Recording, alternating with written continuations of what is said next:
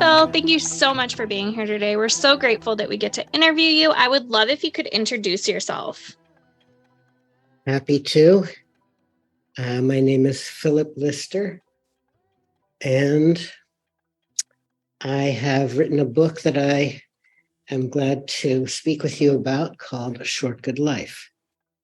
I'm an adult and child psychiatrist living in New York City and Connecticut. I've been in private practice for many years, doing psychotherapy as my main activity. And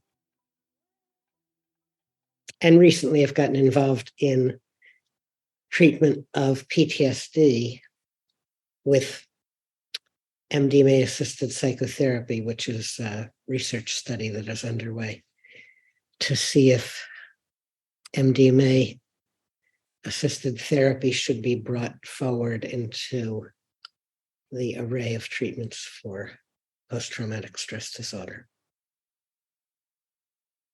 Amazing. I would love if you could tell us what your book is about. So A Short Good Life has as its subtitle, Her Father Tells Liza's Story of Facing Death. Liza was my second child, and she died a little bit more than 25 years ago at the age of 6 from leukemia.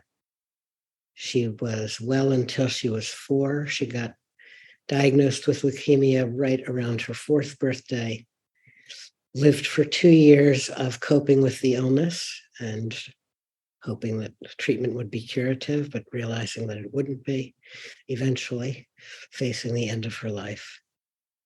And one of the things that was compelling was that she had an enormous capacity to speak clearly from the heart and to face the reality that she was in. So she understood that she was dying. And although facing her death was crushing for all of us, it also was, in a way, quite beautiful. Her older sister, Molly, 3 years older, is now 35 and the mother of a 1-year-old. And her younger brother is 25. And he was born after she died. Our condolences. What inspired you to write your book and share the story? Well, I'm fond of writing and have been kind of forever. And it's an understatement to say that the experience of dealing with Liza's illness and death was stressful. So I guess I would say that writing is a good coping strategy for me to deal with stress, to try to get some perspective on what is overwhelming. So that was one ingredient, writing for myself. Another element had to do with writing to break isolation. So especially when we knew Liza was dying, I found my way to, I think it was called a message board within America Online back in those days. And the title of the message board was, I think, Parents Who Have Faced the Death of a Child, or Parents Who Have Lost a Child. And I posted something and developed some sort of pen pal relationships with other parents who were available to absorb what I had to say and support me, since they had relatively recently faced a similar horrible experience. And so by writing what was going on, I felt less alone, more connected, and sort of held by that, broadly speaking, small community of people who I made contact with. And that was very helpful. And that was like when Liza was toward the end of her death. Toward the end of her life and the dying process. The days would be quite long. She wanted to stay up very late at night. When she finally would conk out, I would go on the computer and reach out to these people who were my pen pals sometimes. Then after she died, I was frightened that I would forget anything about her. So writing was a way to remember her, to hold on to her. And in her medical journey, there were some episodes that were very intense and vivid. And so I started writing them down, like as a little scene, as an essay almost, just for myself to capture them, because I figured that my memory's not going to get any better. It's only going to get worse. And once those episodes started accumulating, I figured, well, maybe I'll just try to remember everything about this that I can, especially if her sister one day or her brother one day says, what happened? What happened to Liza? I'll have a lot that I could say or that they could read if they wanted to. And then after I sort of worked out collecting as much of my memories as I could, a different ambition took hold, and that was the notion that she and her experience has a lot in it that is wonderful or beautiful or inspirational, that anybody could find value in if I could shape it well, not foist upon them every memory that I collect, but sift through them for the essence. And that's really the writer's craft. And I like the writer's craft. So while I had my excessively large file for my own needs, I then set about to craft a more succinct piece of writing for somebody who didn't know me and never knew her, but who could still take the journey if they had the courage to do so and have a really rich experience. So that was like a compressing, distilling, no need to include every hospitalization or every infection, just get the essence. And that's what the book became. I love that. That's so beautiful. When you were writing your book, who were you thinking of when it comes to who your book is for? Well, as I say, it shifted over time. In a way, my kids, and particularly my son, who never met Liza, I can feature him as a bundle of curiosity, and curiosity that's not sort of carrying the pain of the experience because he wasn't there. So in that sense, his curiosity, that's one recipient. And actually, I remember one night when I was at the computer and he came and sat on my lap to, I don't know, visit. And then he said, what's this? And then he started reading, and he wanted to stay with it for quite a while. I was delighted and felt complimented and like, this is going to work out to be useful for him. Otherwise,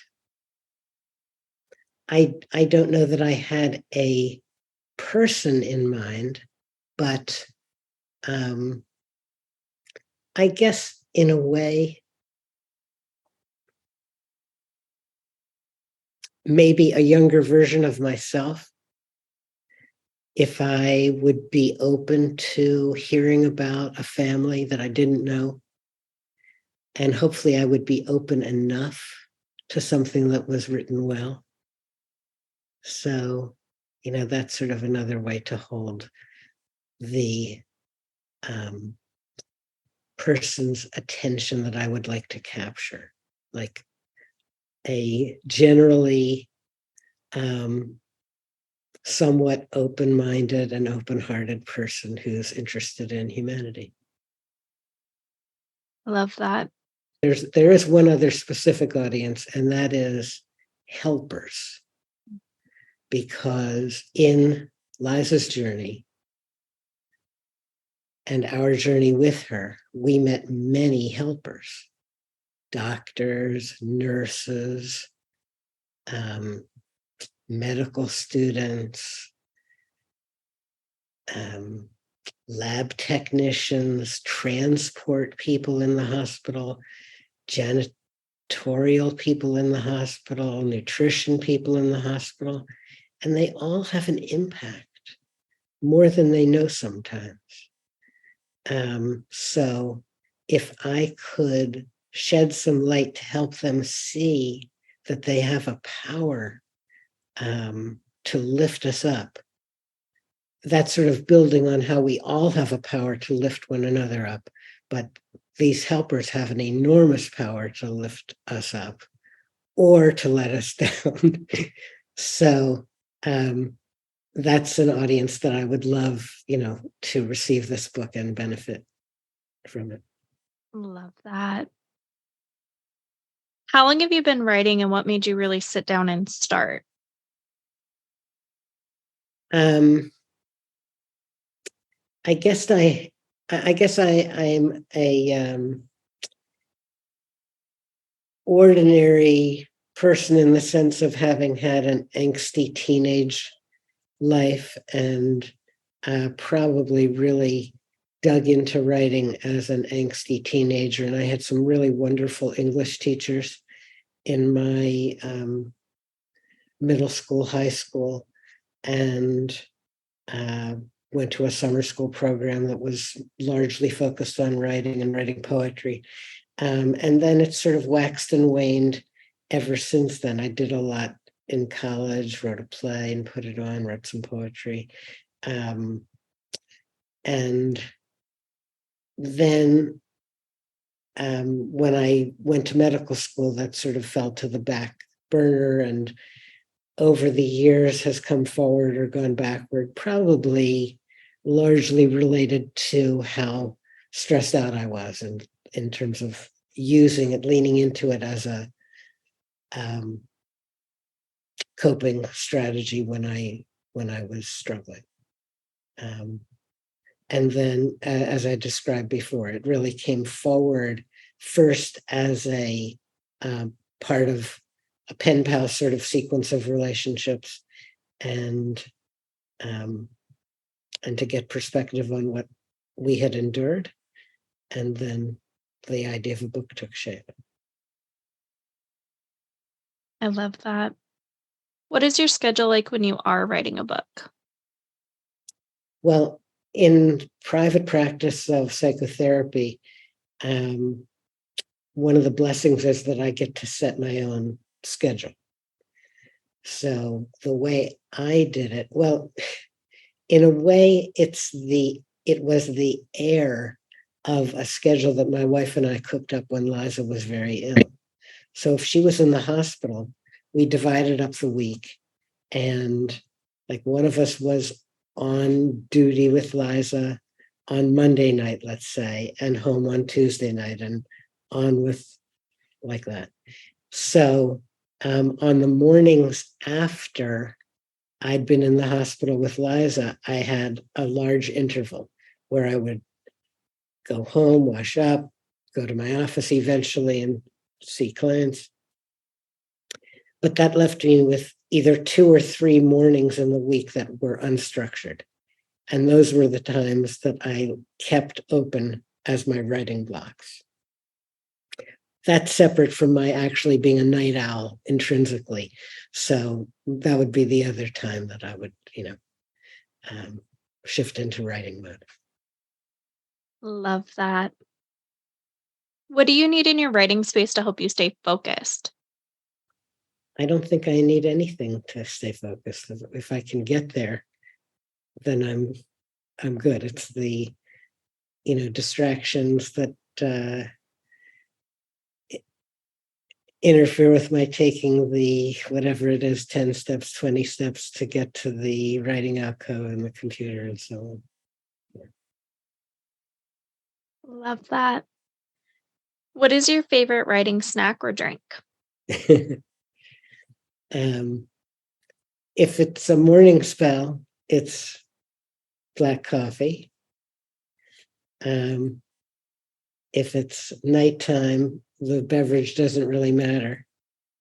Beer is probably good. And generally, I'm a sucker for the salty, crunchy pretzels, corn nuts, things like that. Love that. What type of books do you personally enjoy reading? I I think above all, I most love novels that are complex and either showing multiple points of view of the same phenomenon or stream of consciousness kind of writing, Faulkner's writing. Yeah, that kind of thing. Love that. Are there any books or authors that inspired you to become a writer? I mean, even hearing that phrase from your mouth, I'm not sure I've owned completely the idea of myself as having become a writer. I am proud of this book and I did write it. So I suppose the criteria may be met. An important book in my journey as a reader is a compilation of Kafka's comments. I think it's marketed as I Am a Memory Come Alive.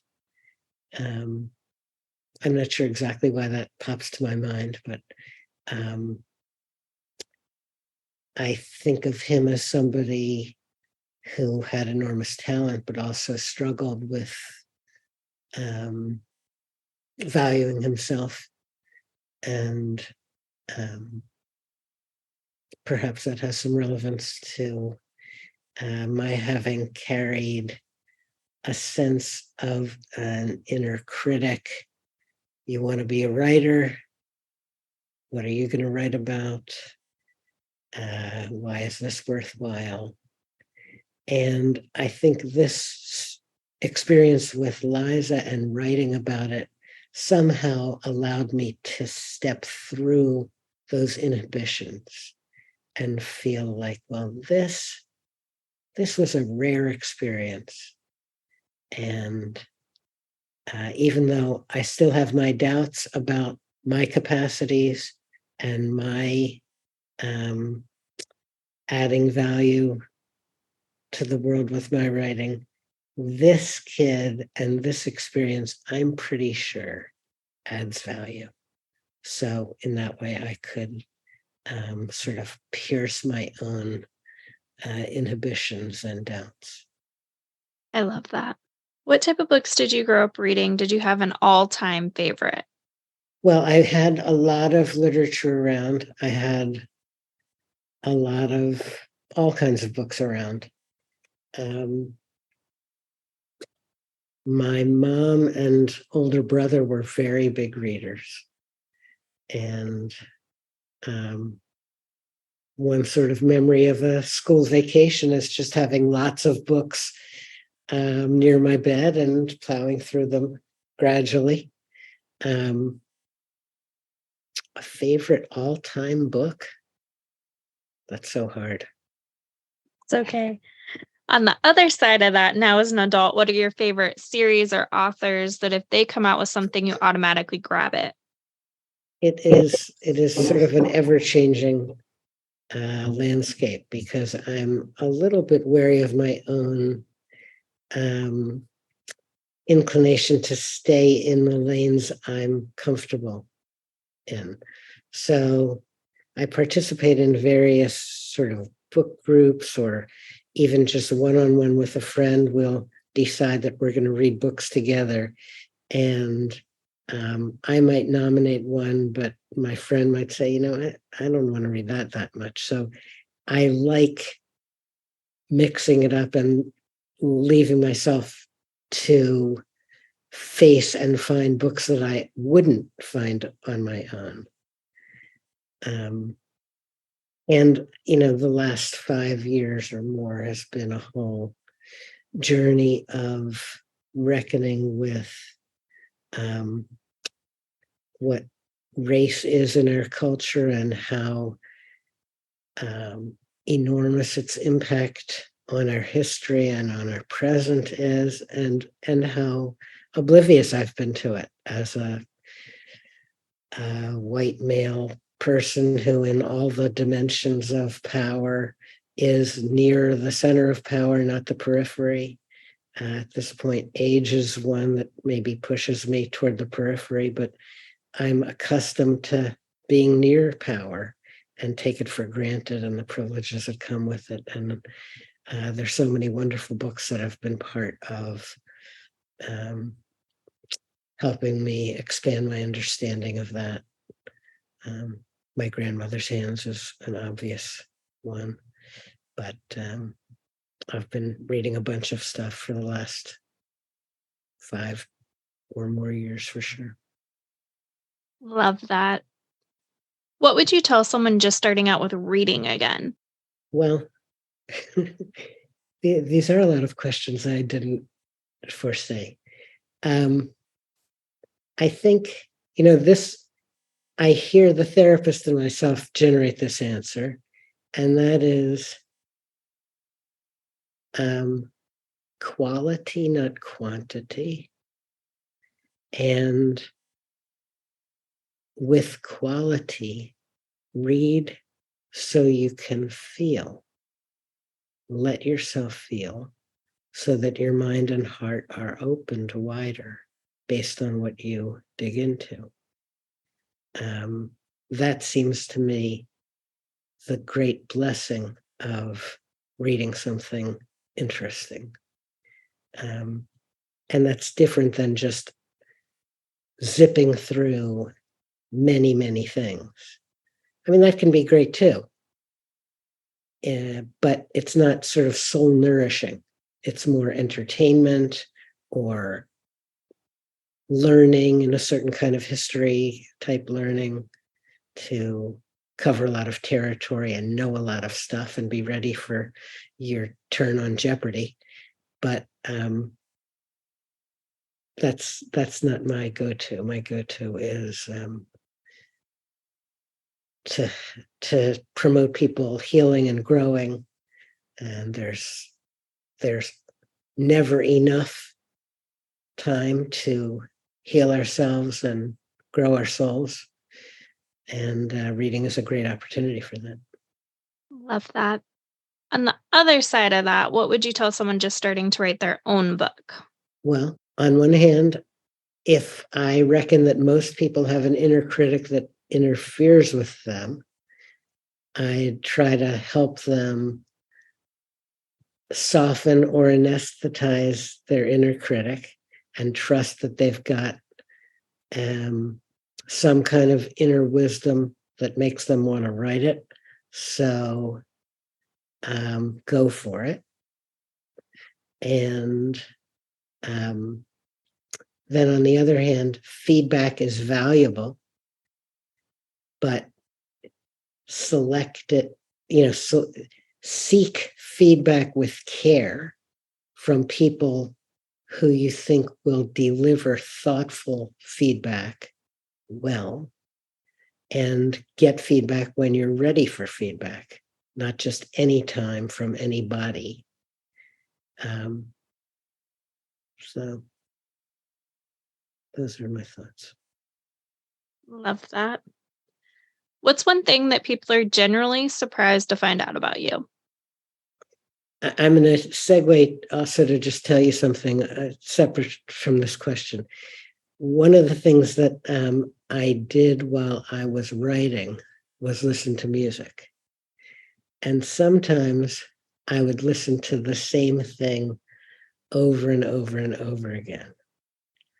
And one of those things was a piece by Glenn Gould called "So You Want to Write a Fugue." And the lyric goes, "So you want to write a fugue, then go ahead and write it." So that was on the spirit of permission and on the side of piercing inhibition. Yeah, there were some others as well. So tell me again that last question. Well, I love that. And then what's one thing that people are generally surprised to find out about you? I think the most frequent surprise is to learn that I went to a military school is something that challenges people's sense of me. Love that. Is there anything you would like to say or add? So I can't in this podcast show you the picture of Liza that is on the cover of the book. But if you're interested, you can look on Amazon or on the book's website to identify that picture. And if I can find it, I would love to read a poem that springs from that picture. And the poem is called "She is Looking Right at Me."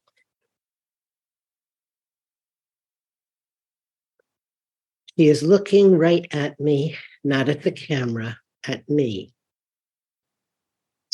My friend Lou showed me when photographing people to just hold the camera in hand and click with faith that there was a good chance the lens would capture what one wanted to capture in an interesting way, without the camera up in front of the photographer's face. Better to let our faces be open to one another. Nothing in the way. In this picture, she is looking right at me. Her light brown curls are longer than they have ever been, cascading over her shoulders.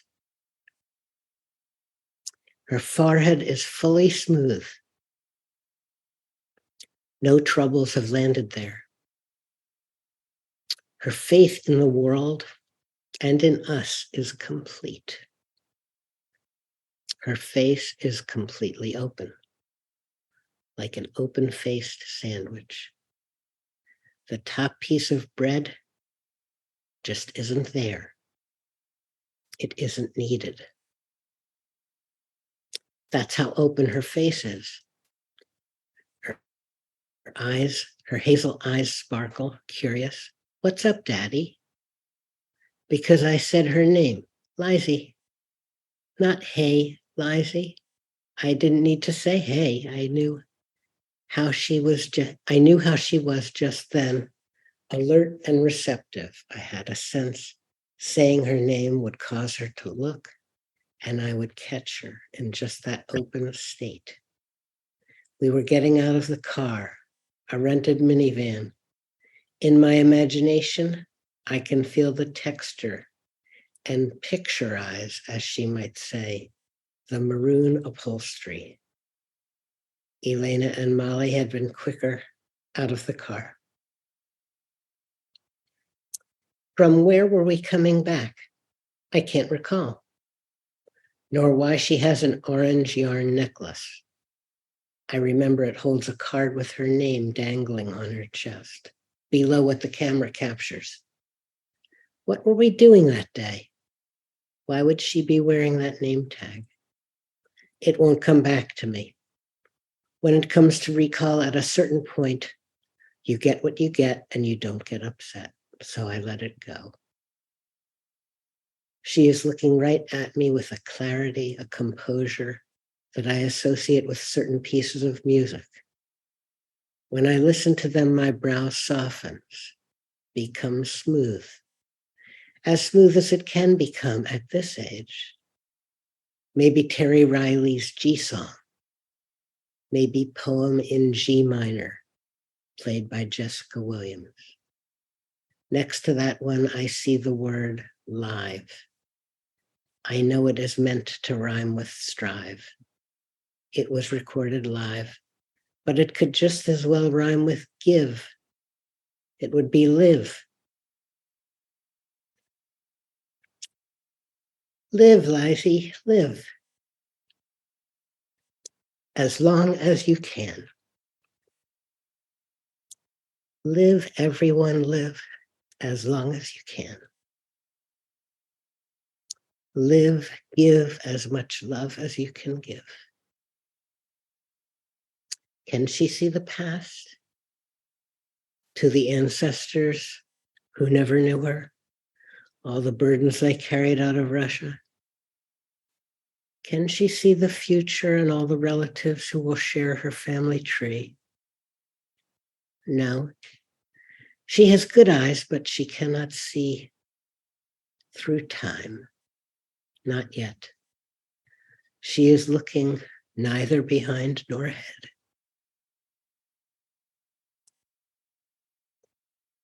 She is looking right at me. She is looking right at each of us, at all of us.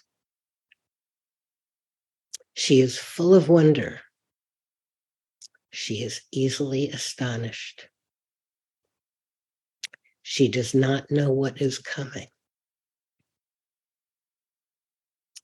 any more than we do. She is not thinking about what is coming. She is looking right at us, seeing us simply as we are right now.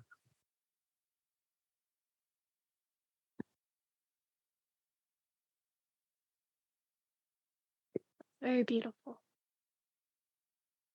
Thank you for sharing that with us. It's beautiful. It's very powerful. And I'm so grateful that you're sharing the poem and that the listeners are getting to hear it in your voice as well. That's very powerful, and it brings in a lot. Thank you. Yeah, it's probably obvious to you, but the picture was from the summer right before she got sick. On that note, where's the best place readers can find your book? And if they're looking for signed copies, is that an option? I know some readers love them. And the best place that people can connect with you. Well, the book has a website, and the website is called ashortgoodlife.com. And at the website, there's plenty of information about the book. There are links to Amazon. There are a lot of Amazon reviews. You can obviously buy it from Amazon, and if you want to buy it otherwise, you can do that. You can also communicate with me directly from that. There's a page that is my name within the book website.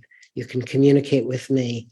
If you're interested in a signed copy, I'm happy to arrange that. Just let me know and we can converse about the details. Amazing. Well, thank you so much for being here today. We're so grateful that we got to interview you and you got to share that amazing poem. We'll be sure to drop those links in the show notes. That way everyone can find you. And again, thank you so, so much. My pleasure. You are very welcome. Thanks for the chance.